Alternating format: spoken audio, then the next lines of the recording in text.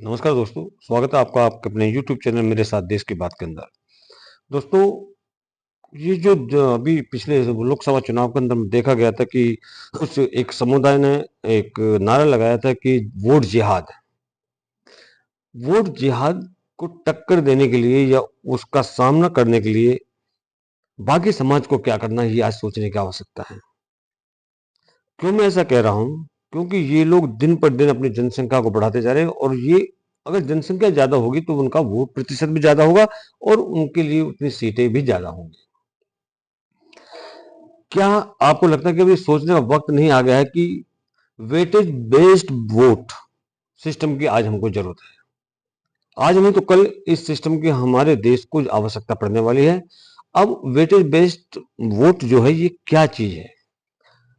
इस पे हमें सोचना कि ये आखिर है क्या कि वोट बेस्ड वेटेज बेस्ड में हम किस तरह से काम करें।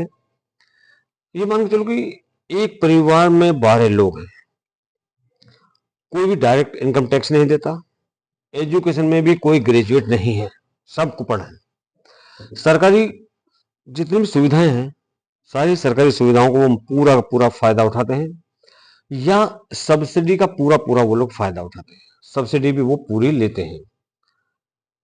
और एक वो परिवार है जिसके अंदर सिर्फ 4 लोग हैं, सारे के सारे चारों के चारों वो डायरेक्ट टैक्स देते हैं, इनकम टैक्स पे करते हैं वो लोग। और सबके सब जितने भी वो 4 मेंबर हैं, चारों के पास में हायर एजुकेशन है। कोई भी सब्सिडी या फ्री की जो योजना है सरकार की, उनका लाभ नहीं लेता है। लेकिन वोटिंग सिस्टम में 12 सदस्य वाले के 12-12 वोट और 4 सदस्यों के 4 वोट ये समान क्यों हो?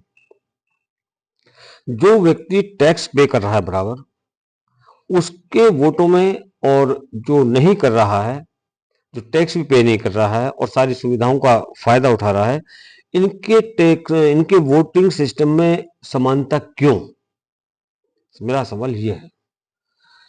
क्या सरकार कम सदस्य वाले परिवारों के वोट के लिए मल्टीप्लायर सेट नहीं कर सकती है? क्योंकि परिवार में कम सदस्य हैं लेकिन सारे के सारे वेल क्वालिफाइड और 100% वो टैक्स पेयर हैं। जैसे आप पिछले 10 साल से लगातार 30% टैक्स पे करते हो और आपका एक वोट 10 वोट के बराबर काउंट हो, या 10% टैक्स देते हो तो 4 वोट के बराबर काउंट हो आपका एक वोट। अगर कोई भी सब्सिडी या फ्री की योजना के आप लाभार्थी नहीं है तो आपका एक वोट होना चाहिए 5 वोट के बराबर। आपके 2 ही बच्चे हैं तो आपका एक वोट 2 के बराबर होना चाहिए। यदि आपके 6 बच्चे हैं तो एक वोट को आधे के बराबर समझा जाए। इस तरह की व्यवस्था पर चिंतन करने का समय आ गया है। यदि समय रहते हुए हमने सही निर्णय नहीं लिया तो तो फिर क्या होगा कि हम दो हमारे 2 वाले नहीं, बल्कि हम 2 हमारे 12 वाले आने वाली 20 से 25 साल के अंदर में पूरे देश को हाईजैक कर लेंगे। क्योंकि हर सरकार की सुविधा पर, हर सरकार की सब्सिडी पर अधिकार उनका होता है और जहां टैक्स की बात आती है वो टैक्स पे करते हैं 0%। कभी वो लोग टैक्स नहीं देते। एजुकेशन में 0। हाँ, इन लोगों ने इस देश को एक फायदा तो पहुंचाया है। इन लोगों ने इस देश को जनसंख्या के अंदर में विश्व का नंबर 1 देश बना दिया है और बाकी मामलों में ये देश को नीचा ही करते जा रहे हैं। जैसे एजुकेशन 0, टैक्स 0, ऑर्गन्स डोनेशन 0, लेकिन लेते कितना है? ये सारा लेते हैं।